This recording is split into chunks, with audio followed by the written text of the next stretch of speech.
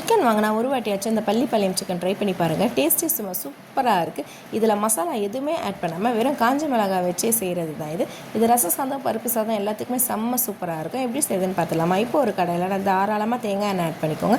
எண்ணெய் நல்லா சூடானதும் கொஞ்சமாக கடுகு சேர்த்துக்கலாம். கடுகு நல்லா பொரிஞ்சதும் ஒரு 30 போல் சின்ன வெங்காயத்தை கட் பண்ணி இதில் சேர்த்துக்கோங்க. சின்ன வெங்காயம் சேர்த்தா ரொம்பவே டேஸ்ட்டாக இருக்கும். வெங்காயம் நல்லா வதங்கினதும் ஒரு டேபிள் ஸ்பூன் கிட்ட இஞ்சி பூண்டை நல்லா நசுக்கி இதில் சேர்த்துக்கோங்க. எல்லாம் பச்சை ஸ்மெல் போனதும் ஒரு கொத்து கருவேப்பிலை 12 போல் வரமிளகாவை இதில் ஆட் பண்ணிக்கலாம். விதை எடுத்து சேர்த்துக்கோங்க.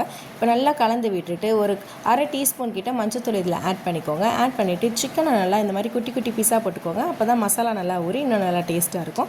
சேர்த்துட்டு நல்லா தேவையான அளவு உப்பு சேர்த்து இது அப்படியே இருக்கட்டும். சிக்கன் பாதி போல் வெந்ததும் நம்ம ஒரு பத்து தேங்காய் எடுத்து நல்லா பொடிசாக கட் பண்ணி இதில் சேர்த்து விட்டுக்கலாம். சேர்த்து விட்டுட்டு தண்ணி எதுவுமே சேர்க்க வேணாம். அதுலேருந்து வர தண்ணியே போதும்.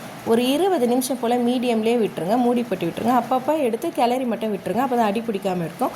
20 நிமிஷம் கழிச்சு ஸ்டவ் ஆஃப் பண்ணிட்டு பாருங்கள். செம்ம சூப்பரான பள்ளிப்பாளையம் சிக்கன் ரெடி. வீட்டில் கண்டிப்பாக இதை ட்ரை பண்ணி பாருங்கள். வீடியோ பிடிச்சிருந்தா நம்ம சேனலை மறக்காமல் சப்ஸ்கிரைப் பண்ணிவிடுங்க. பாய்.